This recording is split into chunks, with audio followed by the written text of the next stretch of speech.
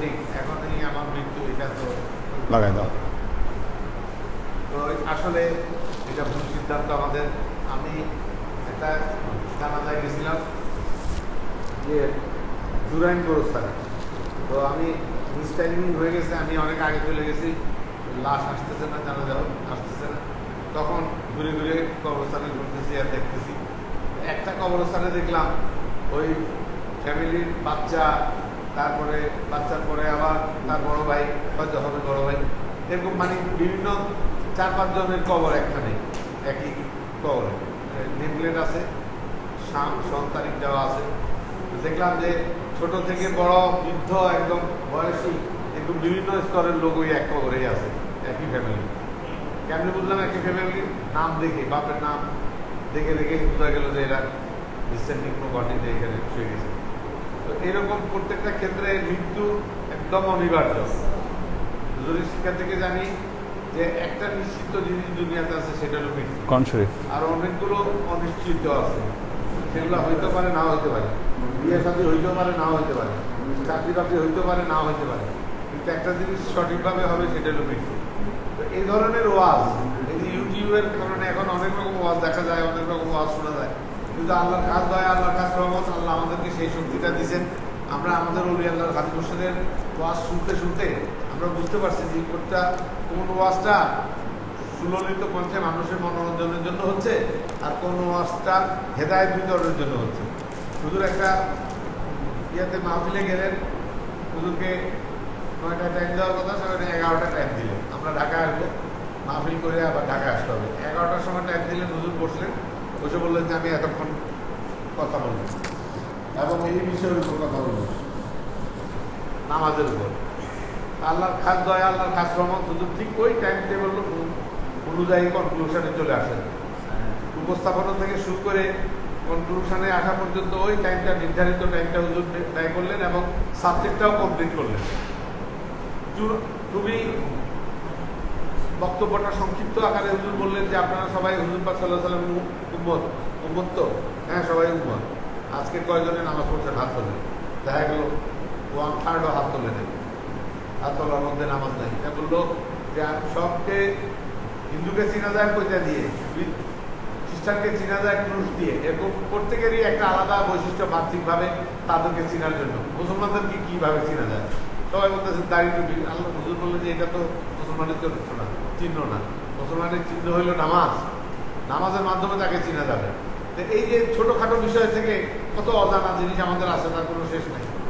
হুজুরের সাথে যত থাকতেছি তত মনে হয় যে আমি ইসলামের জন্য একদম নতুন মুসলমান হয়েছি, এরকম একটা ব্যবহার আমার ভিতরে আসে, চিন্তা আমার মধ্যে আসে, ফিকির আমার মধ্যে আসে।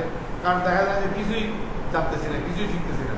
হুজুরকে হাফেজ হয়েছেন এই সম্বন্ধে আমার কিছু জানা নেই, মাওলানা হয়েছেন এটা জানি, কিন্তু এখন কোরআন শরীফ যখন পড়েন হুজুর বিভিন্ন জায়গায় বিভিন্ন সেখানে আল্লাহর খাস রহমত মনে হচ্ছে যে পুরা কোরআন শরীফের প্রত্যেকটা জায়গায় হুজুর নজর করে।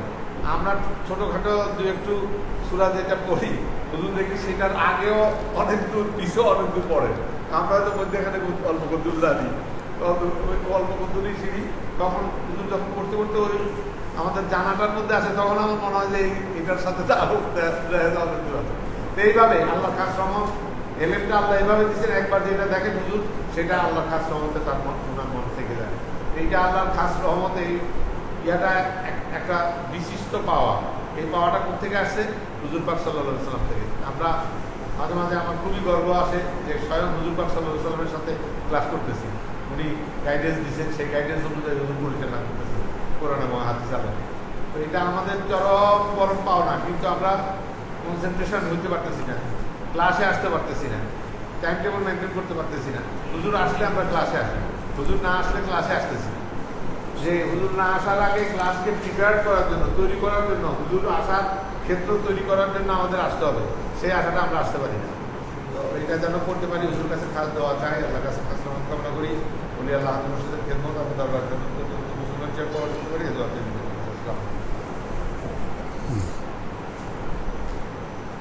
আলহামদুলিল্লাহ আলহামদুলিল্লাহ নাহমাদুহু ওয়া নাস্তাঈনুহু ওয়া নাস্তাগফিরুহু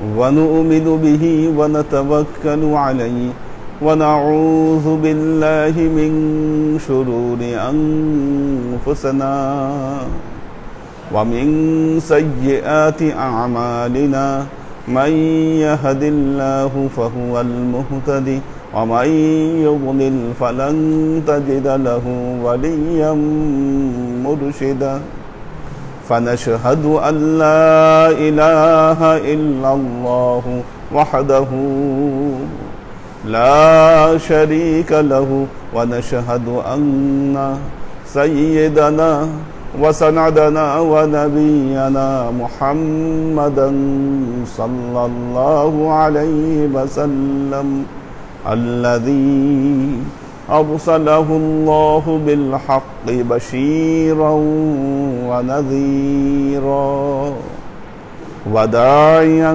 إلى الله بإذنه وسراجا منيرا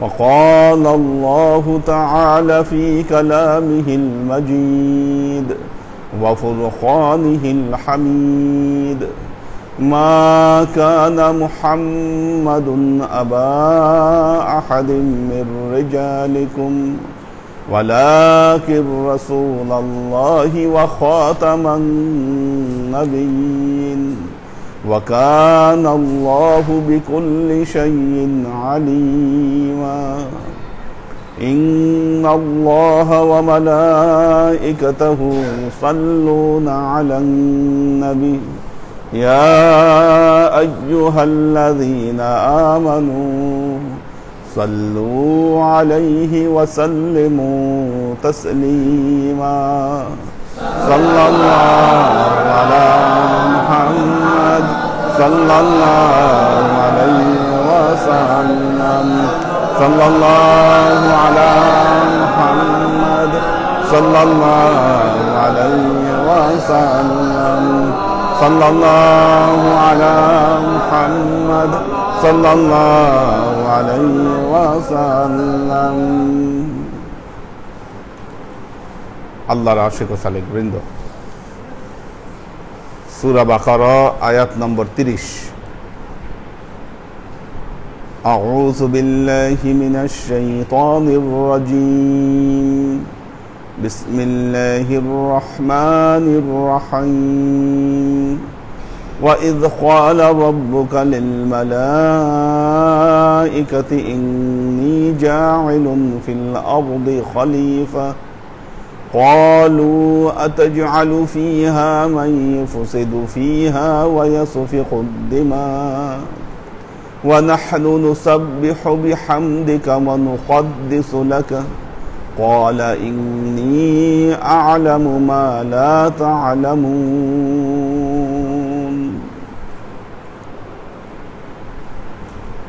আল্লাহ ইরশাদ করছেন ওয়াইদ ক্বালা রাব্বুকা লিল মালাইকাতি। খুব খেয়াল করে শুনেন, ওয়াইদ ক্বালা রাব্বুকা লিল মালাইকাতি। প্রথম কথা দেখেন, হে নবী আপনি স্মরণ করুন, ওয়াইদ যখন, ক্বালা আল্লাহ বললেন, ক্বালা রব্বুকা আপনার প্রভু, লিল মালাইকাতি কাদেরকে বললেন? ফেরেশতাদেরকে বললেন, ইন্নী জাইলুন ফিল আরদি খলিফা, নিশ্চয়ই আমি এই আরদে, এই জমিনে আমি খলিফা তৈরি করব। আচ্ছা, আগে আয়াতের আসলে আয়াত খুব গুরুত্বপূর্ণ আয়াত। ক্বালু তারা বলল, আতাজআলু ফিহা মান ইউফসিদু ফিহা ওয়া ইয়াসফিকুদ দিমা। তারা বলল, আতাজআলু ফিহা আপনি সেখানে কি এমন সৃষ্টি করবেন, মান ইউফসিদু ফিহা যারা সেখানে ফাসাদ করবে, ওয়া ইয়াসফিকুদ দিমা এবং তারা রক্ত প্রবাহিত করবে, ওয়া নাহনু নুসাব্বিহু বিহামদিকা আমরাই তো আপনার তাসবিহ তাহলিল করছি, ওয়া নুকাদ্দিসু লাকা আপনার পবিত্রতা জ্ঞাপন করছি, উত্তরে আল্লাহ বললেন, ক্বালা ইন্নী আ'লামু মা লা তা'লামুন, আমি যা জানি তোমরা তা জানো না। প্রথম কথা এখানে, প্রথম শব্দ, ওয়া ইয ক্বালা রাব্বুকা লিল মালাইকাতি। হে নবী, আপনি স্মরণ করুন সেই ঘটনাকে যখন আপনার প্রভু ফেরেশতাদেরকে বললেন। এই কথার দ্বারা কি বুঝলেন বলেন, কি বুঝলেন? এখানে একটা বুঝ আছে, কি বুঝলেন? কোরআনের কথাগুলো এতই সূক্ষ্ম, প্রতিটা কথার মার প্যাচে খুব সমস্যা। তো এই আমাদের তো সাউন্ড সিস্টেম জালাল ভাই আর ইয়ার জন্য অপেক্ষায় আছে। হাফিজ ভাই বলছে যে আরেকটু দেখে শুনে ডিসিশন নিবে। এক না, আমি তো উপরে সাউন্ড পাইনি, আমি তো বললাম। এই এখন মনে হয় পাচ্ছে, এখন পাবে। আমি তো ক্লাসে আসতে আমার দেরি হওয়ার কারণে এটা, দীর্ঘ সময় আমি কোনো সাউন্ড পাইনি, পরে না পেরে ফোন দিচ্ছি আমি। কোরআনের প্রতিটা কথার ভাজে ভাজে দলিল আছে, ইশারা আছে, আমাদের জন্য সাবেত হওয়ার অনেক কিছু আছে। এই যে প্রথম কথাটা আল্লাহ বললেন, এ নবী আপনি স্মরণ করুন সেই ঘটনাকে যখন আপনার প্রভু ফেরেশতাদেরকে বললেন। এই কথার দ্বারা বোঝা গেল যখন আল্লাহ ফেরেশতাদেরকে এই কথা বলছেন, এই ঘটনা বর্ণনা করছেন, তখন আল্লাহর নবী কি এই ঘটনা দেখেছেন? কি দেখেছেন বলেই তো আল্লাহ তার নবীকে বলছেন আপনি স্মরণ করুন। নাহলে তো তথ্য দিতেন আল্লাহ নবীকে, নবী আপনি কি জানেন আসলে এই ঘটেছে, কিন্তু এটা না, আল্লাহ বলতেছে আপনি স্মরণ করুন যখন আল্লাহ আপনার প্রভু ফেরেশতাদেরকে বললেন, ইন্নী জাইলুন ফিল আরদি খলিফা, আমি পৃথিবীতে আমার খলিফা তৈরি করতে যাচ্ছি। তার মানে আদম সৃষ্টির বহু আগেই আল্লাহ আমাদের নবী হযরত মুহাম্মদ মুস্তাফা সাল্লাল্লাহু আলাইহি ওয়াসাল্লামকে সৃষ্টি করেছিলেন। আল্লাহর নবী যে পৃথিবীর প্রথম সৃষ্টি ছিলেন তার বড় একটি দলিল হচ্ছে এই আয়াত। শুধু এই আয়াত নয়, পবিত্র কোরআনে এরকম বহু আয়াত এটা প্রমাণ করে যে আল্লাহর নবী আগমনের আগে পৃথিবীর বহু ঘটনা তিনি অবলোকন করেছিলেন। যেমন সুরাফিল আল্লাহ তার নবীকে বলছেন, আলাম তারা কাইফা ফাআলা রাব্বুকা বিআসহাবিল ফিল। আলাম তারা, আপনি কি দেখেন নাই? আপনি কি দেখেন নাই? কাইফা ফাআলা রাব্বুকা বিআসহাবিল ফিল, কিভাবে আপনার প্রভু আসহাবে ফিলের সাথে কি আচরণ করছিল, আপনি কি দেখেন নাই? অথচ আল্লাহ নবী আসার অনেক বছর আগে এই ঘটনা ঘটেছিল। আচ্ছা, وَإِذْ قَالَ رَبُّكَ لِلْمَلَائِكَةِ إِنِّي جَاعِلٌ فِي الْأَرْضِ خَلِيفَةً। এখানে দ্বিতীয় প্যাচ, আমরা জানি, ওয়ালাইকুম সালাম, আল্লাহ হযরত আদমকে সৃষ্টি করে জান্নাতে রেখেছিলেন, সৃষ্টি করে জান্নাতে রেখেছিলেন। কিন্তু এই আয়াত দ্বারা বোঝা যাচ্ছে আল্লাহ সৃষ্টির সূচনাতেই, আদমকে সৃষ্টি করার আগেই ফেরেশতাদেরকে বলছেন যে আমি এই আরদে আমার খলিফা তৈরি করতে চাই। কি তার মানে জান্নাতে রাখা শুরু থেকেই আল্লাহর উদ্দেশ্যের মধ্যে ছিল না। কাজেই আদম নবীকে কেউ দোষারোপ করবেন না, নবীরা মাসুম, পাপ মুক্ত। নবীরা যে মাসুম এটা প্রমাণিত হয়ে গেল। নাহলে তো আল্লাহ বলতেন যে আমি আমার এমন সৃষ্টি তৈরি করতে চাই, যদি আল্লাহর ডিসিশন এটা পরেই হতো যে আদম ভুল করবে, গন্ধম গাছের ফল খাবে, তারপর শাস্তি স্বরূপ তাকে জান্নাতে আমি এই দুনিয়ায় পাঠিয়ে দিব, ঘটনা আসলে তা নয়, ঘটনা এখানে ভিন্ন। কি মাইট প্যাচ দেখেন, আদমকে সৃষ্টিই করে নাই, ওই সময় আল্লাহ ফেরেশতাদেরকে বলছেন ইন্নী জাইলুন ফিল আরদি খলিফা। আল্লাহর উদ্দেশ্যই ছিল এই আরদে তার খলিফা তৈরি করা।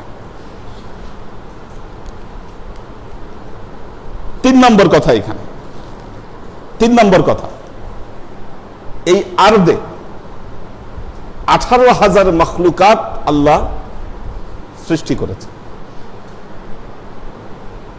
18,000 মখলুকাত। এই 18,000 মখলুকাতের মধ্যে কেউই আল্লাহর খলিফা নয়, একমাত্র মানুষই হচ্ছে আল্লাহর খলিফা।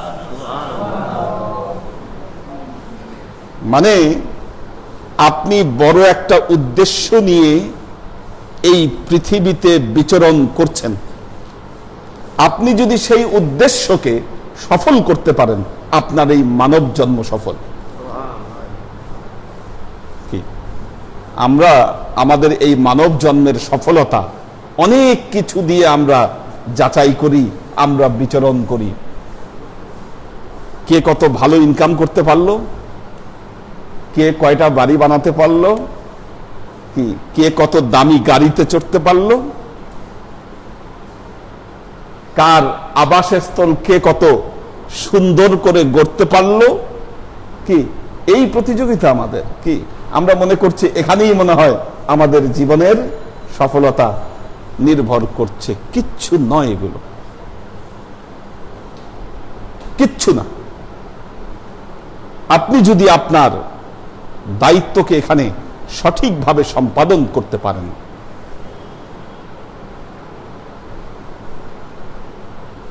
তাহলে বোঝা যাবে যে না, আপনি এই পৃথিবীতে আপনার দায়িত্ব আপনি সঠিকভাবে সম্পাদন করলেন। পৃথিবীতে কত মানুষ এসেছে, কত মানুষ চলে গেছে, কয়জন মানুষকে পৃথিবীতে মানুষ মনে রেখেছে? দেখবেন তাদেরকেই মনে রেখেছে যারা এখানে কিছু কীর্তি গড়তে পেরেছে, কিছু করে যেতে পেরেছে। আবার দেখবেন এই যে ফেমাসিটি মানুষের দুই ধরনের, নমরুদকেও মানুষ স্মরণ করে, ফেরাউনকেও মানুষ স্মরণ করে, কারুনকেও মানুষ স্মরণ করে, হামানকেও মানুষ স্মরণ করে, কিন্তু এই স্মরণের সাথে ঘৃণা মিশ্রিত।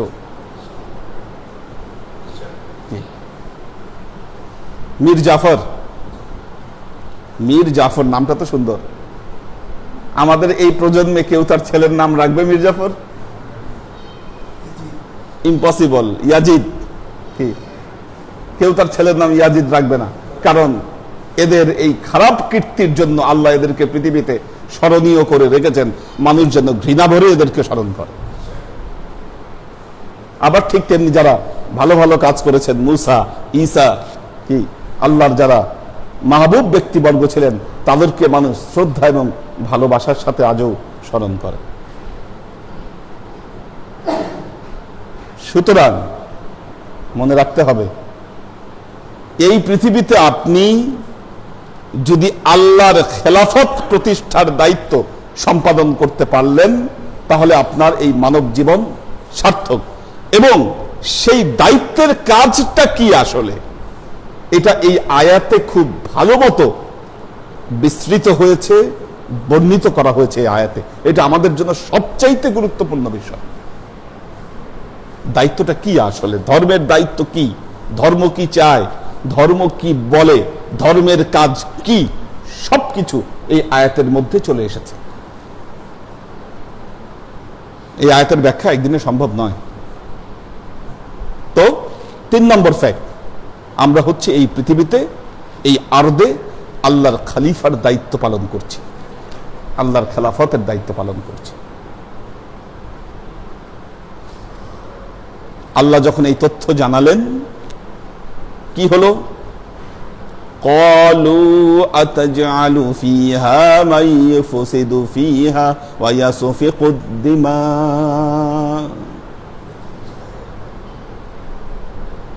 ক্বালু, ফেরেশতারা বলল, নাহনু নুসাব্বিহু বিহামদিকা ওয়া নুকদ্দিসু লাক আতাজআলু ফীহা মান ইউফসিদু ফিহা ওয়া ইয়াসফিকুদ দিমা। আপনি কি পৃথিবীতে এমন সৃষ্টি করতে চাচ্ছেন, মান ইউফসিদু ফিহা, যারা এই পৃথিবীতে ফাসাদ তৈরি করবে, ওয়া ইয়াসফিকুদ দিমা, এবং রক্ত প্রবাহিত করবে?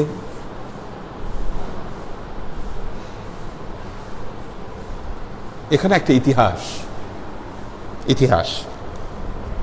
হলো, আল্লাহ এই পৃথিবীতে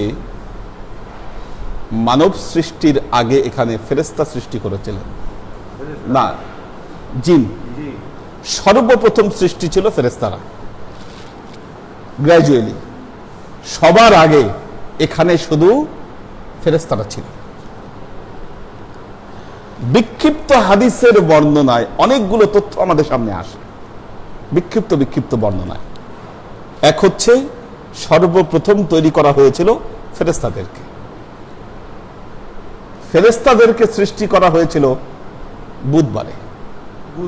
বুধবার। পরবর্তীতে সৃষ্টি করা হলো জিন জাতিকে সৃষ্টি করা হলো বৃহস্পতিবার। এরপর সৃষ্টি করা হলো মানব জাতি, হযরত আদমকে, সেটা শুক্রবার। এটা একটা তথ্য। ফেরেশতাদেরকে তৈরি করার পর আল্লাহ যখন জিন জাতিকে তৈরি করলেন, এই জিন জাতি পৃথিবীতে রক্তপাত এবং খুন খারাবি করতে লাগলো। তখন আল্লাহ ফেরেশতাদেরকে পাঠালেন এবং পাঠিয়ে জিনদের সাথে ফেরেশতাদের যুদ্ধ হলো।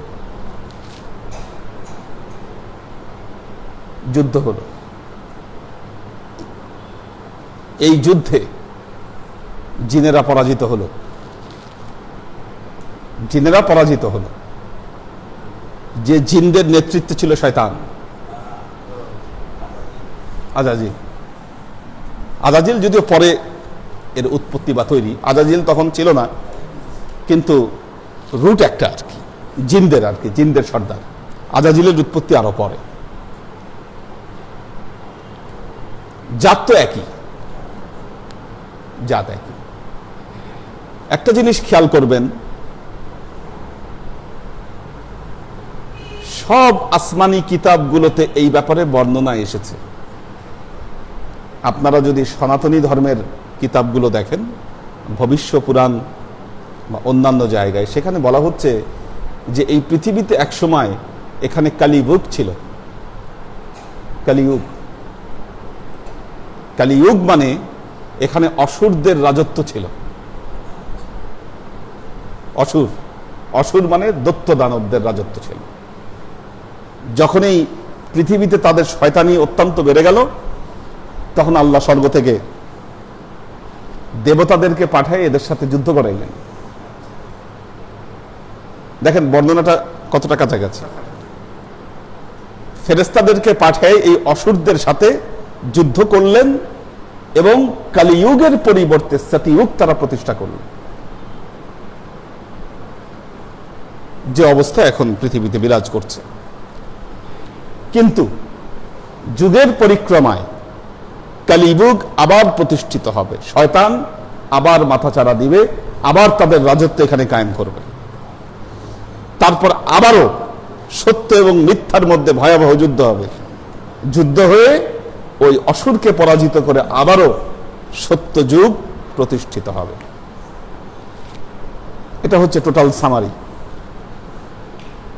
এখন আমরাও কিন্তু দেখতে পাচ্ছি সারা পৃথিবীতে আবার শয়তান মাথাচাড়া দিয়ে উঠছে। শয়তানি শক্তির প্রভাব, শয়তানি শক্তির রাজত্ব সারা পৃথিবীতে কায়েম হচ্ছে এবং তাদের উদ্দেশ্যই হচ্ছে এই পৃথিবীতে ফিতনা, ফাসাদ, খুন খারাপি বৃদ্ধি করা। আজকে দেখেন পৃথিবীর মানুষ যে অস্ত্রের প্রতিযোগিতায় লিপ্ত হয়েছে। কেন, কিসের এই প্রতিযোগিতা? কেন অস্ত্র নিয়ে প্রতিযোগিতা? আজকে করোনা ভাইরাস সারা পৃথিবীতে আক্রমণ করেছে। মানুষ এইটার কোনো ভ্যাকসিন আবিষ্কার করতে পারছে না, এটার কোনো সমাধান পাচ্ছে না মানুষ। কেন? করেছে কি? কারণ এই যে বিগত কয়েক শতাব্দী এরা অস্ত্রের প্রতিযোগিতা করেছে। কেন? কারা করাইছে অস্ত্রের প্রতিযোগিতা? এই শয়তান, এই শয়তান। এরা শয়তানের পূজারী, এরা শয়তানের পূজারী। এরা আল্লাহর খেলাফতকে বিশ্বাস করে না। এরা পৃথিবীতে শয়তানি রাজত্ব কায়েম করতে চায়। খুব সিম্পল হিসাব, সাদা এবং কালো, হোয়াইট অ্যান্ড ব্ল্যাক, এই দুইয়ের মধ্যে যে পার্থক্য। আমার যে ব্যথা উঠলো হঠাৎ, একটা মিরাকল।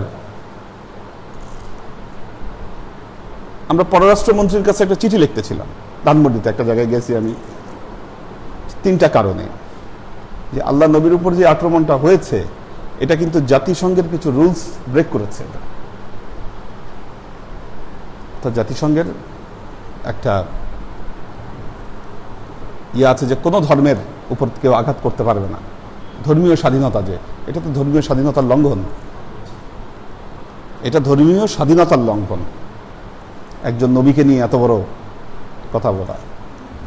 কাজেই এটা যেন তারা পররাষ্ট্র মন্ত্রণালয় থেকে যেন এটার একটা প্রতিবাদ জানানো হয় জাতিসংঘের মাধ্যমে। দ্বিতীয়ত হচ্ছে ওআইসির মাধ্যমে, এবং 3 নম্বর হলো ফ্রান্স রাষ্ট্রদূতকে তলব করে এটার প্রতিবাদ জানানো। 3টা। আপনারা জানেন যে আজকে বা গতকালের খবর হচ্ছে পররাষ্ট্র মন্ত্রণালয় থেকে চিঠি দেওয়া হয়েছে, সেটা ফ্রান্স পররাষ্ট্রমন্ত্রীকে চিঠি দেওয়া হয়েছে। এই চিঠিটা ড্রাফট করে বের হওয়ার পরেই আমার হাতের এই অবস্থা। আজও কোনো কারণ নাই, ও সুজন ছিল সাথে, ও জানে।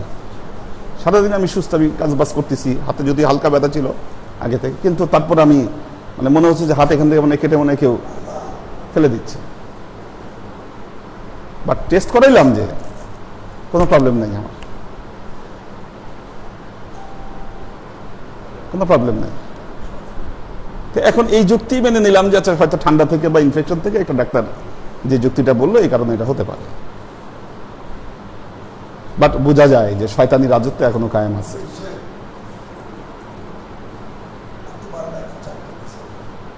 শয়তানি রাজত্ব কায়েম আছে। শয়তানি ভাবে মানুষের উপরে চড়াও হয়, মানুষকে হামলা করে। সে চাচ্ছে এই পৃথিবীতে তার রাজত্ব আবার কায়েম করবে, এবং অনেক অংশে সে সফল, অনেক অংশে সে সফল। এবং অদূর ভবিষ্যতেই ভালো আর মন্দ, শয়তানি এবং এই কালো শক্তির বিরাট সংঘর্ষ হবে, এটা অনিবার্য। এবং আমরা বিশ্বাস করি অবশ্যই ভালোর প্রতিষ্ঠা হবে, সত্যের প্রতিষ্ঠা হবে। একটা ইতিহাস বললাম আর কি। তো বোঝা গেল আল্লাহ ফেরেশতাদেরকে তৈরি করলেন, ফেরেশতাদেরকে তৈরি করার পর জিন তৈরি করলেন।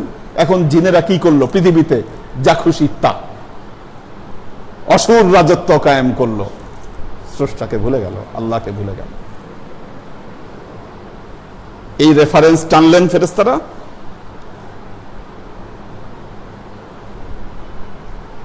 ফেরেশতারা এই রেফারেন্স টানলেন, আতাজআলু ফিহা মান ইউফসিদু ফিহা ওয়া ইয়াসফিকুদ দিমা, এমন সৃষ্টি করতে চান খুন খারাপি করবে, রক্ত প্রবাহিত করবে। আল্লাহকে বলল ফেরেশতারা, আরেক রিওয়ায়াতে এসেছে ফেরেশতাকে বলল আল্লাহ, ফেরেশতারা আল্লাহকে বলল, আল্লাহ আপনি যদি আপনার খলিফা ওখানে তৈরি করেন, এই ডিক্লিয়ার যদি দেন, শয়তানরা একটু কয়েকদিন মুআল্লিমুল মালাইকা তৈরি করছেন, এতেই তার অহংকারে সে বাঁচে না, মানুষের কি অবস্থা হবে তখন? এরা তো আকাশে উঠবে, অহংকারী হয়ে যাবে এরা। আল্লাহ বললেন, আমি এদের জীবনের সাথে সাথে আমি মৃত্যুও তৈরি করব, আমি মৃত্যু তৈরি করব। হ্যাঁ, জীবনের সাথে সাথে আমি মৃত্যু তৈরি করব। ফেরেশতারা বলল, আল্লাহ তাহলে তো এরা জীবনের স্বাদ উপভোগ করতে পারবে না। ফেরেশতারা তো মরেই না, তারপরে যে জিন, এরা মরলেও 1000 বছর তারা বাঁচে। মরলেও 1000 বছর এরা বাঁচে। হ্যাঁ, কিন্তু এখন এই যে মানুষ আমি তৈরি করব, এখন মানুষ তৈরি করলে এর সাথে আবার মৃত্যু আল্লাহ বললেন আমি তৈরি করব। ফেরেশতারা বলল তাহলে তো আল্লাহ এরা তো জীবনের স্বাদ উপভোগ করতে পারবে না। আল্লাহ বললেন আমি এদের জন্য আশা আকাঙ্ক্ষা রেখে দেব, আশা আকাঙ্ক্ষা রেখে দেব। আশা আছে, আকাঙ্ক্ষা আছে, আরজু আছে, না হলে এখানে বেঁচে থাকার কোনো অর্থই ছিল না। পরকাল, পরজীবন একটা থাকার কারণেই আমাদের এই ইহ জীবনের এত মূল্য। এটাই হচ্ছে আপনার আশা, এটাই হলো আপনার আকাঙ্ক্ষা। কাজেই মনে রাখবেন, বেঈমানরা বিশ্বাস করে আলাইকুম সালাম জীবনের ইতি এখানেই, জীবনের শেষ এখানেই। ইমানদাররা মনে করে না, আমার জীবন এখানে শেষ হচ্ছে না, এই জীবনের পর আমার আরেক জীবন শুরু হচ্ছে। এই আশা রাখতে হবে, এটাই ঈমান।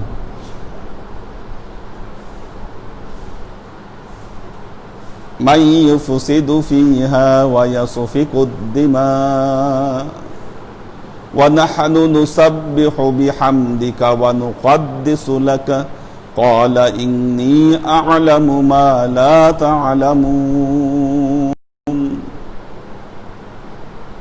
ফেরেশতারা বলতেছে আল্লাহকে, নাহানু নুসাব্বিহু বিহামদিকা ওয়া নুকদ্দিসু লাকা,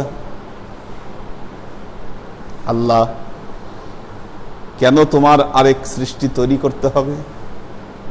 কেন আপনি আলাদা খলিফা তৈরি করবেন? আমাদের কি খলিফা বানায় দেন।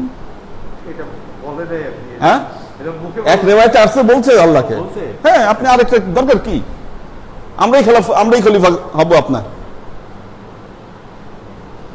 আমরাই খলিফা হব। এটা হাদিসের রিওয়ায়াতে আসছে।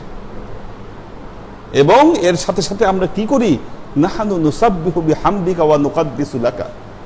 হাদিসে আবার এগুলার কি তাদের তাসবিহ ছিল, কি তাদের কুদুস ছিল, এগুলোর অনেক বর্ণনা আসে।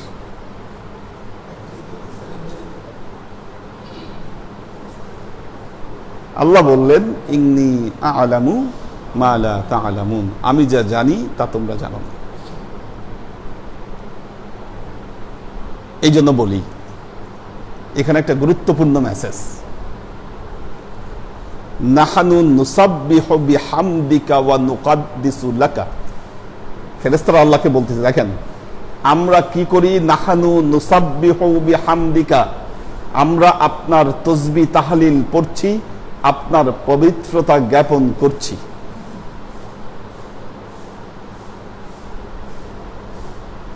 পবিত্রতা জ্ঞাপন করছি। আল্লাহ বললেন ইন্নী আ'লামু মা লা তা'লামুন, আমি যা জানি তা তোমরা জানো না। তার মানে তোমরা যা করছো এটাই এই আরদে আমার উদ্দেশ্য নয়, এটার দ্বারা আমার উদ্দেশ্য সফল হচ্ছে না।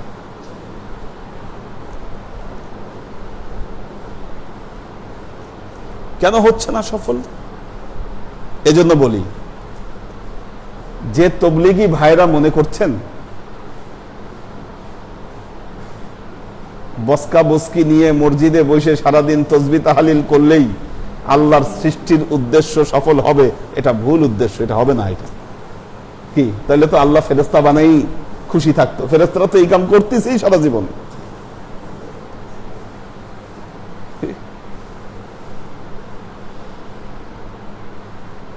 ফেরেশতারা তো এই কামই করতেছে সারাদিন।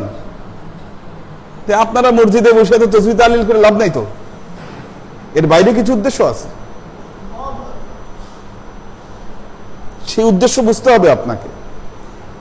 এটাই হলো আমাদের জীবনের লক্ষ্য, ইসলামের লক্ষ্য, এটাই বড় উদ্দেশ্য। কি সেটা দেখুন, কি সেটা? এখানে লক্ষণীয় কতগুলো বিষয়। আজকে যারা ইসলামকে নিয়ে কাজ করছে, ইসলামকে নিয়ে যারা কাজ করছে, কতগুলো ধারা রয়েছে ইসলাম, খুব খেয়াল করে শুনেন।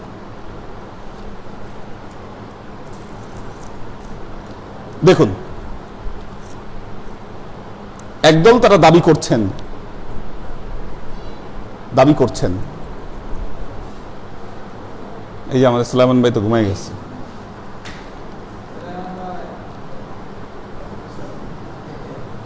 তাকায় থাকেন, খুব গুরুত্বপূর্ণ মেসেজ এটা, মনে রাখবেন। কেউ মনে করছেন তাহলে ইসলামের উদ্দেশ্য কি? আল্লাহর খেলাফত প্রতিষ্ঠার উদ্দেশ্য কি? আল্লাহর খেলাফত প্রতিষ্ঠার জন্য দেখবেন তাদের ব্যাখ্যা হচ্ছে আল্লাহর খেলাফত প্রতিষ্ঠার জন্য রাষ্ট্র কায়েম করতে হবে, ক্ষমতা দখল করতে হবে। এটা চাই মানুষের গলা কাটা যাক, চাই রক্তপাত হোক, আর যাই হোক।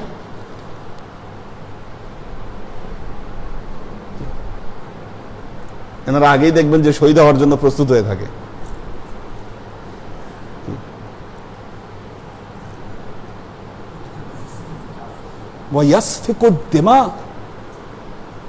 আল্লাহ মানব সৃষ্টির শুরুতেই এই জিনিসটা ফেরেশতারা আল্লাহকে এটার জন্য ইগনোর করেছিল যে ওয়াইয়াসফিকুদ্দিমা, মানুষ তো রক্ত প্রবাহিত করবে পৃথিবীতে। এবং আরেক হাদিসের বর্ণনায় এসেছে এই পৃথিবীতে আল্লাহর সবচাইতে অপছন্দনীয় কাজ হচ্ছে এই পৃথিবীতে রক্তপাত হওয়া।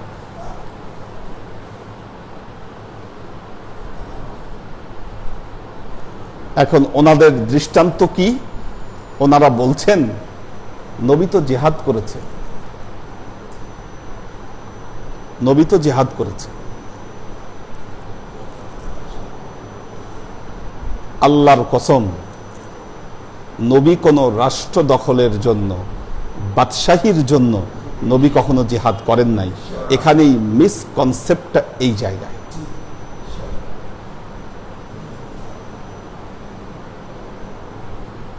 এই জায়গাতে আজকে আপনি এই দৃষ্টিতে নবীকে দেখছেন বলে পাশ্চাত্য সমালোচকরা সুযোগ পেয়েছে। তারা ইসলামকে, নবীকে সাম্রাজ্যবাদী বলে তারা উল্লেখ করছে। নাউজুবিল্লাহ। আল্লাহ নবী কখনো সাম্রাজ্যবাদী ছিলেন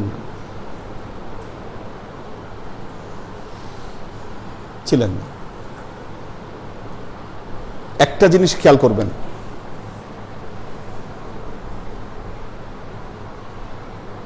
খ্রিস্টান ধর্মের নাম, খ্রিস্টান কার নাম অনুসারে হয়েছে? যিশু খ্রিস্ট। ইসাই, আরবিতে বললে এটা ইসাই ধর্ম। ইয়াহুদি,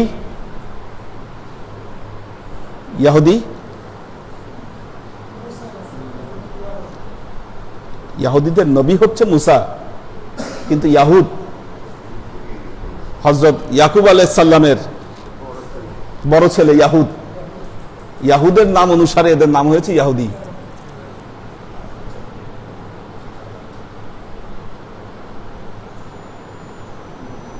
সাধারণত ধর্ম প্রবর্তকের নাম অনুসারেই ধর্মের নামকরণ করা হয়। ধর্ম প্রবর্তকের নাম অনুসারেই ধর্মের নামকরণ করা হয়। হিন্দু জায়গার নাম অনুসারে, হিন্দ থেকে হিন্দু, জায়গার নাম অনুসারে। বুদ্ধিজম গৌতম বুদ্ধের নাম অনুসারে, গৌতম বুদ্ধ। আল্লাহর নবী তো ইসলামের নাম মোহাম্মদী ধর্ম রাখতে পারতেন কি? ইসলামের নাম তো মোহাম্মদী রাখতে পারতেন, মোহাম্মদী রাখতে পারতেন না? কেন রাখলেন না? আরবি ধর্ম রাখতে পারতেন কি? রাখলেন না তো। নাম কি দিলেন? ইসলাম, যার শাব্দিক অর্থ শান্তি। কেন তিনি এই ধর্মের নাম শান্তি রাখলেন? ভাই, দিস ইজ দ্য কোশ্চেন। কেন? কারণ ইসলামের উদ্দেশ্য, এর মূল মন্ত্র হচ্ছে শান্তি প্রতিষ্ঠা করা। আর মনে রাখবেন, ততক্ষণ পর্যন্ত এই মানব জাতি পৃথিবীতে তারা না নিজেরা শান্ত হতে পারবে, না তারা শান্তি প্রতিষ্ঠার পক্ষে কাজ করতে পারবে, যতক্ষণ না পর্যন্ত তারা তাজকিয়াতুন নফসের দিকে অগ্রসর হবে।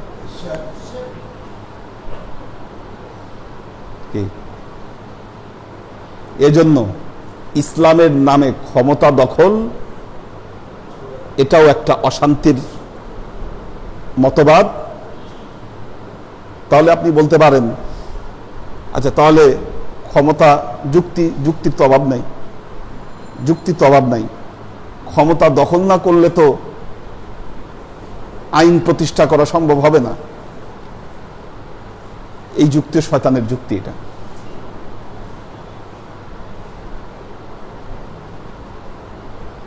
দেখুন দেখুন যুগে যুগে পৃথিবীর ইতিহাস বলে, যুগে যুগে পৃথিবীর ইতিহাস বলে, শাসক গোষ্ঠী এবং ধর্ম প্রচারক যাজক গোষ্ঠী পৃথিবীর সব সভ্যতার ইতিহাসে শাসক গোষ্ঠী এবং যাজক গোষ্ঠী সবসময়ই শাসকরা যাজকদের পদানত অবস্থায় ছিল। কিন্তু যখনই যাজকরা এই ক্ষমতা দখলের লোভ তাদের ভেতরে ঢুকে গেছে, তখনই একটা বড় ক্ল্যাশ তৈরি হয়েছে এবং ওই সভ্যতার বিপর্যয় ঘটেছে। কি একটা বিপর্যয় ঘটেছে, ম্যাসাকার ঘটছে। আল্লাহর নবী চলে যাওয়ার পর, আল্লাহর নবী চলে যাওয়ার পর শাসক গোষ্ঠীরা, তারা আল্লাহর নবীর যারা পরিবার পরিজন, এদেরকে সবচাইতে বড় হুমকি হিসাবে দেখলো। এরা কি আজব! উচিত ছিল তাদের কাছে গিয়ে সারেন্ডার করা, যে ঠিক আছে আপনাদের বয়াত নিয়ে আমরা আমাদের সালতানাত চালাই, আর যা করি আপনাদের অধীনস্থ হয়ে চালাবো। সেটা চিন্তা না করে চিন্তা করলো যে সর্বনাশ, এরা যদি থাকে তাহলে তো আমরা কিছু করতে পারবো না, কাজে এদেরকে ব্যানিশ করি আগে। লোভ মুসলমানদের কোথায় নিয়ে গেছে তাদেরকে।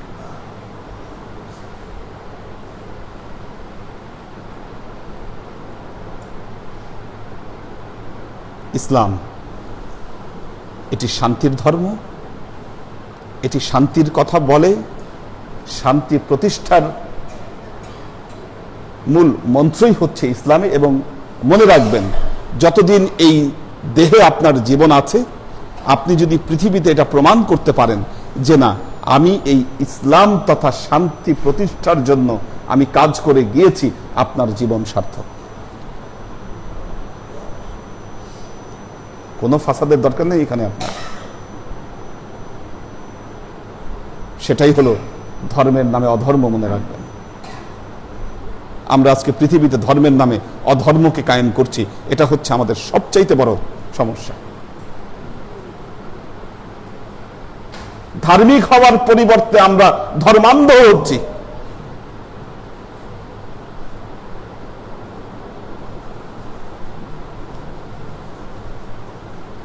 ইয়াসফিকুদ-দিমা এবং ইউফসিদু, কোরআনে কয়বার আল্লাহ বলেছে লা তুফসিদু ফিল আরদি।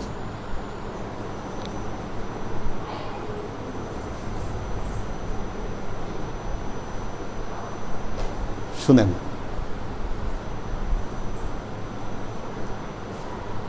বাদা ইসলাহিহা একটা শব্দ বলা হয়েছে, সুলহ, ইসলাহ। ইসলাহ প্রতিষ্ঠা হওয়ার পর সেখানে ফাসাদ করা যাবে না।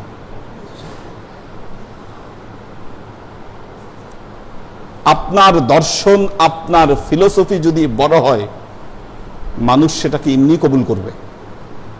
তার মানে সেজন্য অন্য কোনো ফিলোসফিকে দমন করার চেষ্টা করা যাবে না, যা এখন ফ্রান্স করছে। ফ্রান্স কি করছে? এরা সন্ত্রাস করছে, এরা ধর্মীয় সন্ত্রাসী, এরা ধর্মীয় সন্ত্রাসী। ইসলামের উপরে আঘাত করছে। পৃথিবীতে কোনো মুসলমান কোনোদিন কোনো ধর্মকে আঘাত করেনি? কি কোন নবীকে নিয়ে এই ধরনের কার্টুন বানিয়েছে বলতে পারবেন?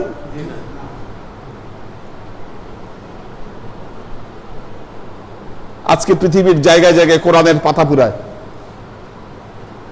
কোরআনের পাতা পুরায়। মুসলমানরা তো কখনো বেদ বাইবেলের পাতা কখনো পুরায়নি। তাহলে কেন ইসলামের উপরে আঘাত? বোঝা যায় এই জন্যই আঘাত, ইসলাম হক, এই জন্য গায়ে জ্বালা ধরে। কি আমাদের তো কারো নিয়ে কারো গায়ে জ্বালা নাই। হিংসা মানুষ কাকে নিয়ে করে? কি হিংসা কাকে নিয়ে করে মানুষ? যার আসলে কিছু আছে। কিছু না থাকলে মানুষ হিংসা করতো না? দেখবেন মানুষ তারই বদনাম করে যার ভেতরে কিছু আছে।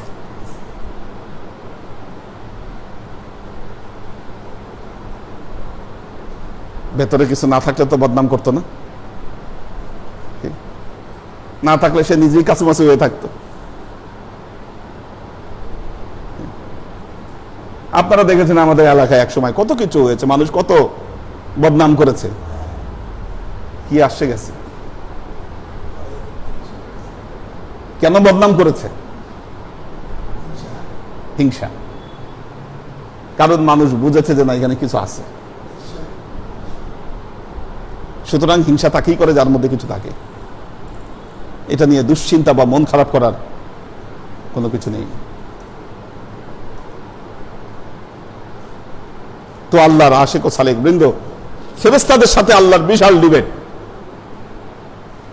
বিরাট ডিবেট। বলতেছে ওয়া নাহনু নুসাব্বিহু বিহামদিকা ওয়া নুকাদ্দিসু লাকা। আল্লাহ বললেন ক্বালা ইন্নী আ'লামু মা লা তা'লামুন, আমি যা জানি তা তোমরা জানো না। এখন দুইজন ফেরেশতা হারুত মারুত, কোরআনে শুধু এদের নাম এসেছে বিবাবিলিন, কি বাবেল শহরের নামটা এসেছে, হারুতা ওয়া মারুতা। বাকি যত রেওয়ায়েত আছে এই ব্যাপারে সহিহ হাদিস খুব কমই পাওয়া যায়। ইসরায়েলি রেওয়ায়েত থেকে আমরা বহু তথ্য জানতে পারি এই ব্যাপারে। আল্লাহ বললেন আচ্ছা ঠিক আছে, তোমরা এত চ্যালেঞ্জ করতেছো, এই দুনিয়াটা কত খারাপ জায়গা, দেখি তোমরা গিয়ে ঠিক থাকতে পারো কিনা। নামায় দিলেন দুইজন ফেরেশতা দুনিয়ায়, হারুত ওয়া মারুত। আল্লাহ বললেন তোমাদের মধ্যে শ্রেষ্ঠ কারা? ফেরেশতারা বললো এই দুজন আছে শ্রেষ্ঠ, হারুত মারুত।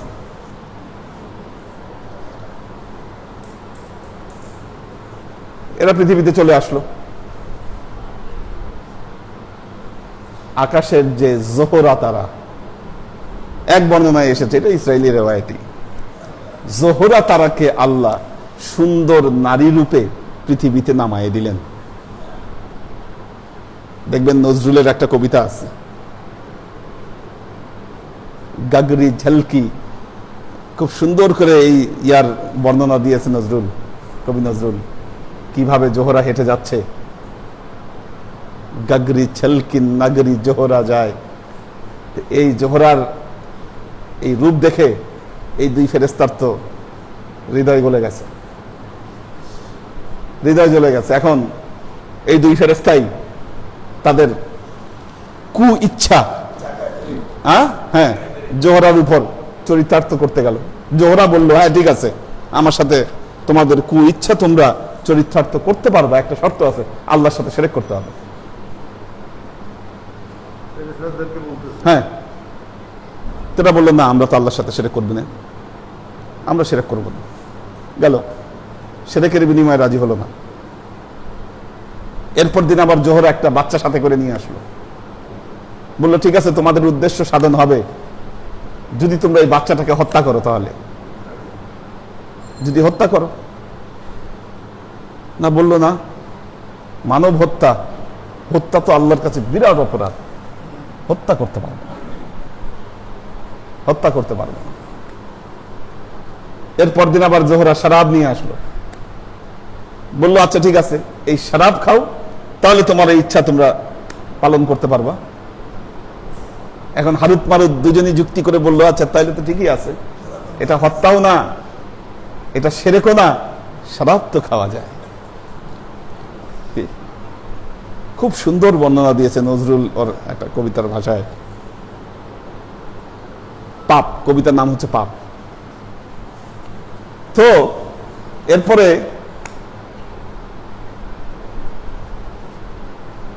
এরা শরাব খাই ফেললো, শরাব খাই ফেললো। শরাব খায় যখন নেশাগ্রস্ত হলো দুইজনই, প্রথমে বাচ্চাটাকে হত্যা করলো নেশাগ্রস্ত অবস্থায়, তারপর জোহরার সাথে তাদের কুইচ্ছা পূরণ করলো। যখন নেশা ছুটে গেল, জোহরা বলল, দেখো তোমরা সবই করলা দুনিয়ার নেশায়, যখন তোমরা মত্ত হলা, বাচ্চাকেও হত্যা করলা, আমার সাথে তোমাদের কুইচ্ছাও তোমরা পূরণ করলা, আল্লাহর সাথে সেরেকও করলা, সবই করলা এই মদ্যপ অবস্থায়।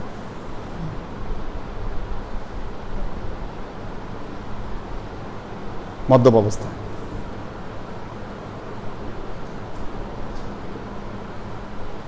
তো এখন আল্লাহ বলল কি, হারুত মারুত, এত তোমাদের বড় কথা, এত বলি, কি করলা পৃথিবীতে গিয়া,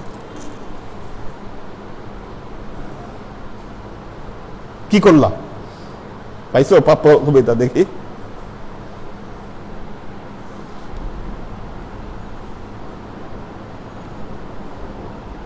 এই যে, বন্ধু একটা মজার গল্প শোনো, একতা অপাপ ফেরেশতারা সব স্বর্গ সভায় কোনো, এই আলোচনা করিতে আছিল বিধির নিয়মে দোষী, দিন রাত নাই এত পূজা করি, এত করে তাকে তুষি, তবু তিনি যেন খুশি নন, তার যত স্নেহ দয়া ঝরে, পাপ আসক্ত কাদা মাটির মানব জাতির পরে।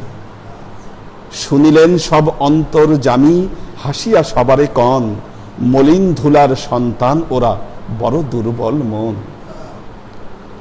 ফুলে ফুলে হেতা ভুলের বেদনা, নয়নে অধরে সাপ, চন্দনে সেথা কামনার জ্বালা, চাঁদে চুম্বনে তাপ। সেথা কামিনীর নয়নে কাজল, শ্রেণীতে চন্দ্রহার, চরণে লাক্ষা, ঠোঁটে তাম্বুল, দেখো মরে আছে মার। প্রহরী সেখানে চোখা চোখ নিয়ে, সুন্দর শয়তান, বুকে বুকে সেথা বাঁকা ফুল ধনু, চোখে চোখে ফুলবান। পৃথিবীর অবস্থার কি বর্ণনা দিল। দেবদূত সব বলে, প্রভু মোরা দেখিব কেমন ধরা, কেমনে সেখানে ফুল ফোটে, যার শিওরে মৃত্যু জরা। কহিলেন বিভু তোমাদের মাঝে শ্রেষ্ঠ যে দুইজন, যাক পৃথিবীতে দেখুক কি ঘোর ধরণীর প্রলোভন। হারুত মারুত ফেরেশতাদের গৌরব রবি শশী, ধরার ধুলায় অংশ হইল মানব গৃহে পশি। কায়ায় কায়ায় মায়া ভুলে হেতা, ছায়ায় ছায়ায় ফাঁদ, কমল দিঘিতে ৭০০ হয়েছে এই আকাশের চাঁদ।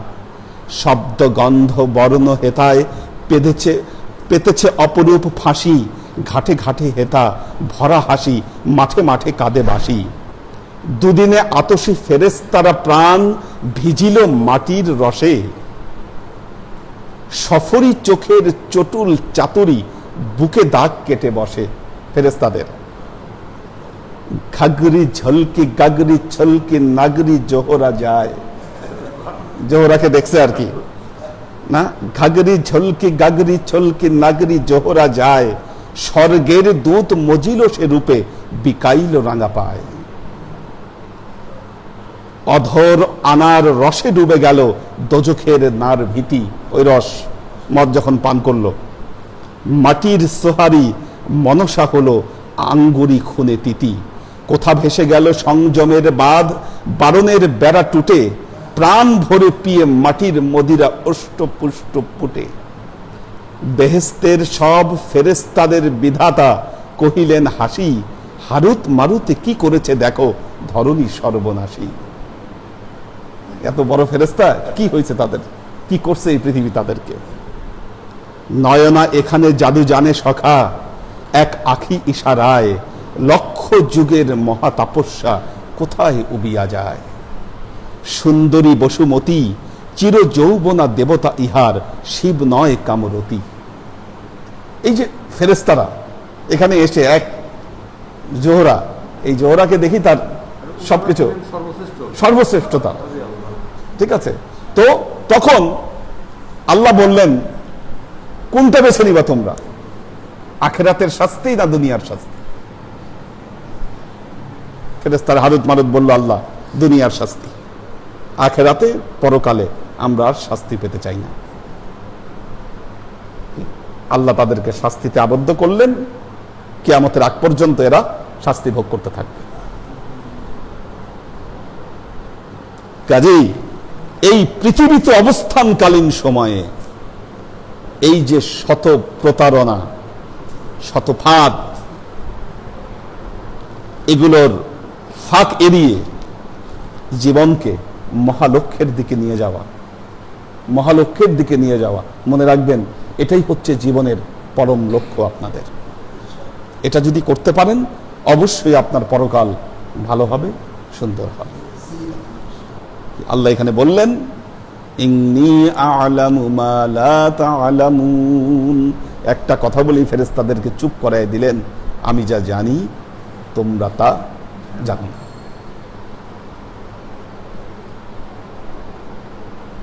তো আল্লাহর আশেক ও সালেক কিন্তু এরকম বিক্ষিপ্ত অনেক রেওয়ায়েত, আসলে ঘটনা কেবল শুরু।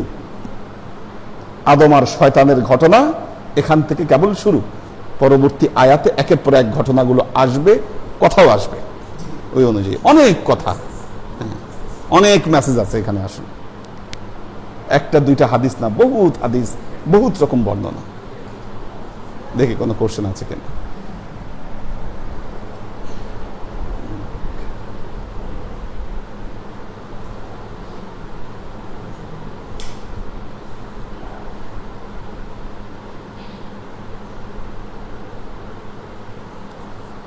রেজা নিসা, মোহাম্মদ আজাদ সালাম দিয়েছেন, আরিফা শেখ, অন্তরা আহমেদ, আনোয়ারা শরীফ সালাম দিয়েছেন, অন্তরা আহমেদ সালাম দিয়েছেন, আলহামদুলিল্লাহ ভালো আছি। আমরিন শরীফ সবাইকে সালাম জানিয়েছেন, ওমর শরীফ সালাম জানিয়েছেন। অনেকদিন দেখি না ওমর শরীফকে ক্লাসে। ওমর শরীফ কি ঢাকায় নাই নাকি? হ্যাঁ, আর ছিল না? ও আমরা তো ছিলাম না, এই জন্য দেখিনি। রেজা নিসা সালাম জানিয়েছেন, আমাদের জেসমিন, সাগর সরকার, সৈয়দুন নিসা ইরান, আলী আকবর ভাই, সাগর সরকার সালাম জানিয়েছেন, মারুফুর রহমান সালাম জানিয়েছেন, আলী আকবর ভাই সালাম জানিয়েছেন, জেসমিন দোয়া চেয়েছে সবার জন্য, সিয়াম আহমেদ আছে, সুরভি আক্তার নিপা। সিয়াম তো এলাকায় থাকে না, ক্লাসে আসে না কেন? ক্লাস করবা তিনটা। সুরভি আক্তার নিপা সালাম জানিয়েছেন, দোয়া চেয়েছেন। আমাদের নাজিমুদ্দিন ভাইয়ের ফ্যামিলি আছেন, মাহফুজুল হক উজ্জ্বল সালাম জানিয়েছেন, দোয়া চেয়েছেন। লুনা তাবাসসুম লুবনা, আমাদের আখতারুজ্জামান ভাই সালাম জানিয়েছেন। আচ্ছা, আমাদের ওয়াসিম ইতালি থেকে জানিয়েছে, আসসালামু আলাইকুম হুজুর, কেমন আছেন? দরবারের সকলের প্রতি আমার সালাম রইল। ভাইরাসের জন্য আবার ইতালিতে লকডাউন দিয়েছে। আচ্ছা, পার ডে 30,000 প্লাস আক্রান্ত হচ্ছে, 300 প্লাস মারা যাচ্ছে। আল্লাহ মাফ করুন। আমার জন্য এবং আমার ওয়াইফের জন্য খাস করে দোয়া করবেন। ফি আমানিল্লাহ। ওয়াসিম, ভয়ের কোনো কারণ নাই। আমাদের শরীর আসলে, ওয়াসিম তো বাংলাদেশে বড় হয়েছে, যারা বাংলাদেশে বড় হয়েছে ভাইরাসের সাথে যুদ্ধ করেই মোটামুটি আমরা বড় হয়েছি। এই জন্য আসলে ভাইরাস সেরকম সুবিধা করতে পারে না বাংলাদেশে। সাবধানতার জন্য অবশ্যই মাস্ক ইউজ করবেন, কিন্তু আমার মনে হয় না এখন এমন কেউ বাকি আছে এখানে যার করোনা হয় নাই। হ্যাঁ, কাজেই করোনা হয়ে অধিকাংশের ভালো হয়ে গেছে, নইলে এত আমরা বিন্দাস ঘুরে বেড়াচ্ছি। তারপর মানে এটা কোনো কারণ নাই আর কি। আল্লাহ ইনশাল্লাহ হেফাজত করবে, কোনো চিন্তার কারণ নাই। আর কোনো সমস্যা হলেও সাথে সাথে জানাতে হবে, ব্যবস্থা আছে অনেক। ওয়াসিমকে এটা বলে রাখছি, যদি কোনো সমস্যা হয় আমাদেরকে জানাতে হবে, কারণ এখানে আর কিছু ওষুধ কিন্তু খুব কাজ লাগতেছে। হ্যাঁ, ওইটাতে আল্লাহর রহমতে অনেকেরই উপকার হয়েছে। লুনা তাবাসসুম লুবনা দোয়া চেয়েছেন।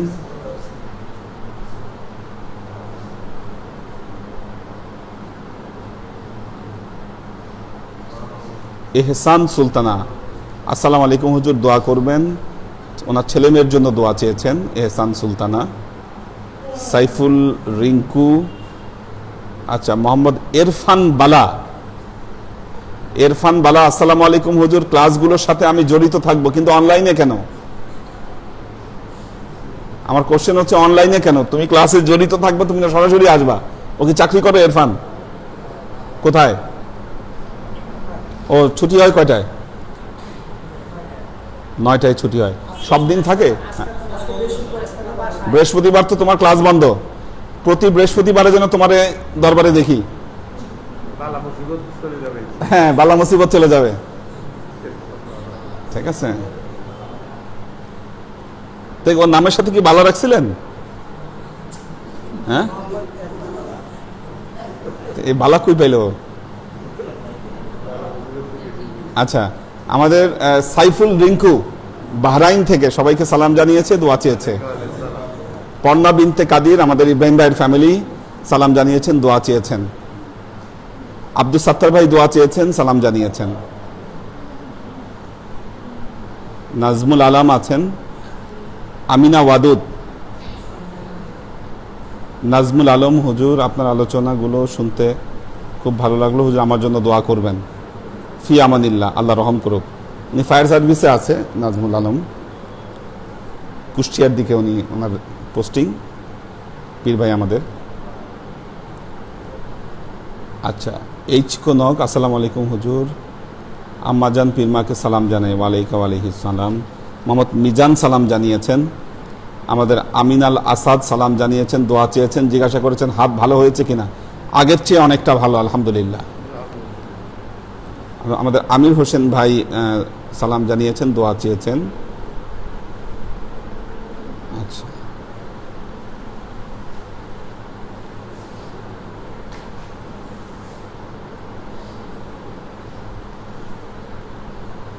জেসি চৌধুরী ইতি, আসলে বিভিন্ন দেশ থেকে অনেকেই জড়িত আছেন, সবার নাম বলছেন না, কমেন্টসগুলো শুধু পড়ছি। জেসি চৌধুরী ইতি সালাম জানিয়েছেন, দোয়া চেয়েছেন। আসলে অনলাইনের সুবিধা হলো আমাদের সরাসরি ক্লাসের চাইতে অনলাইনে ভিউটা বেশি হয়, প্রায় 600 পার ক্লাসে, 600-র মতো ভিউ হয় আমাদের ক্লাসগুলো। হ্যাঁ, পেজে কনভার্ট করলে বেশি হবে। তো এটা, আর আগেরগুলো যে করোনা টাইমে যেগুলো সব 1000-এর উপরে হয়েছে ভিউ, ওগুলো। এটা একটা ভালো জিনিস। হ্যাঁ, মোহাম্মদ আলাউদ্দিন মিয়া আছেন।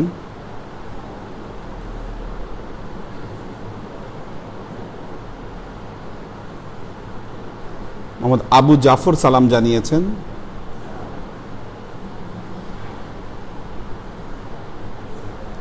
আমাদের আমিনাল আসাদ ভাই বলেছেন, ভালো বক্ত, ইসলাম এত বিরাট, এর মাহাত্ম্য এত বড়, উগ্র গোরারা বুঝবে না। ইসলাম এত বিরাট এক ছাতার নাম, যার ছায়াতলে ইসলাম গ্রহণ করে মুসলিমরা নিরাপদ, তেমনি ইসলাম গ্রহণ না করে অমুসলিমরাও নিরাপদ। হুজুর ঠিকই বলেছেন, আমরা ধর্মের নামে ধর্মান্ধ হচ্ছি। চমৎকার জ্ঞানগর্ভ আলোচনা, সমৃদ্ধ হলাম। এইচ কে হানিফ সালাম জানিয়েছেন। মোহাম্মদ বাকির বাপ্পি, তিনি বলেছেন স্যার অসাধারণ আলোচনা। আব্দুল সাত্তার ভাই সালাম জানিয়েছেন, সবাইকে সালাম জানিয়েছেন। আবরার শাহরিয়ার সালাম জানিয়েছেন। আল ইমরান সালাম জানিয়েছেন। শাকেরা আফজারা সালাম জানিয়েছে। শামসুস সাদিকিন সালাম জানিয়েছে। আমাদের আমিনাল আসাদ ভাই বলেছেন, জাতীয় কবির কবিতা সুন্দর আবৃত্তি করেছেন লালকুঠি সাহিত্য পরিষদের প্রতিষ্ঠাতা সভাপতি আমাদের হুজুর, উর্দু ও ফার্সি সাহিত্যের গবেষক। আল্লাহ হুজুরকে দীর্ঘ জীবন দান করুন। আমরা তার সান্নিধ্য লাভে জীবনভর পরিতৃপ্তি পেতে চাই। আল্লাহ কবুল করুন। হাফিজুল ইসলাম সালাম জানিয়েছেন। ওমর শরীফ বলেছেন শুক্রবার ক্লাসে উপস্থিত থাকব ইনশাআল্লাহ। আল্লাহ সবাইকে কবুল করুন, সবাইকে ভালো এবং সুস্থ রাখুন।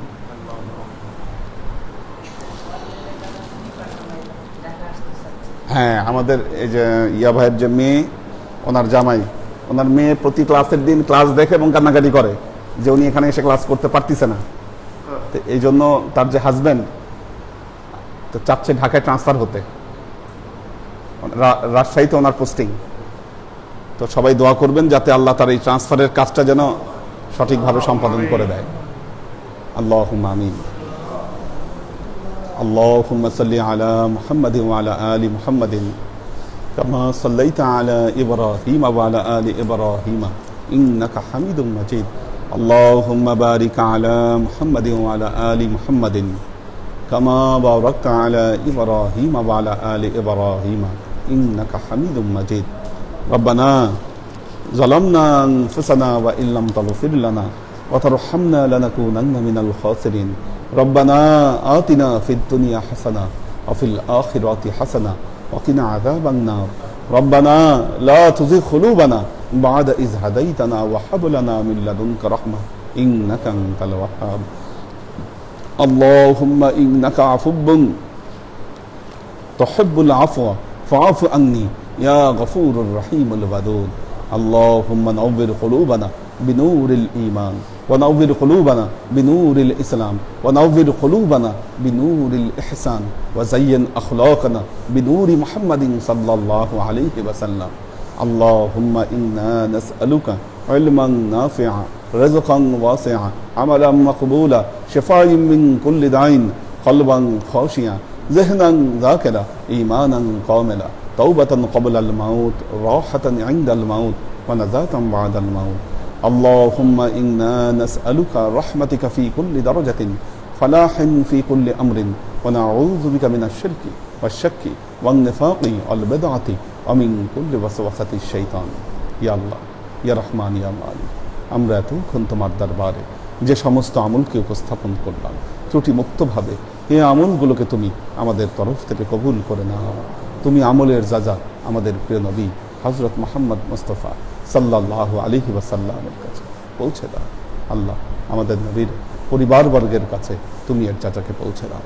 এই দুনিয়ার সমস্ত আম্বিয়াই কেরাম, সাহাবাই কেরাম, তাবেঈন, তাবেঈন, ওয়ালি আউলিয়া, গাউস, কুতুব, আমাদের মা বাবা, ভাই বোন, আত্মীয় স্বজন, এই দরবার থেকে যত পীর ভাই বোন চলে গেছে সবার রূহে আল্লাহ তুমি এর যাজাকে পৌঁছে দাও। তুমি তোমার হাবিবের ওসিলায় আমাদের সবাইকে কবুল ও ক্ষমা করে দাও। আমাদের জীবন থেকে সমস্ত অভাব, অভিযোগ, বালা, মুসিবত, দুঃখ, কষ্ট, রোগ শোককে দূরীভূত করে দিয়ে দৃঢ় হস্তে তোমার দ্বীনের খিদমতের তৌফিক তুমি আমাদেরকে দান করো। আর জীবন যেন তোমার হেদায়েতের পথে প্রতিষ্ঠিত থাকতে পারি সে তৌফিক তুমি আমাদেরকে দাও। সুবহান রাব্বিকা রাব্বিল ইজ্জাতি আম্মা ইয়াসিফুন সালামুন আলাল মুরসালিন ওয়ালহামদুলিল্লাহি রাব্বিল আলামিন ওয়াজআল আখিরু কালিমাতিনা ইনদাল মাউত লা ইলাহা ইল্লাল্লাহ মুহাম্মাদুর রাসূলুল্লাহ সাল্লাল্লাহু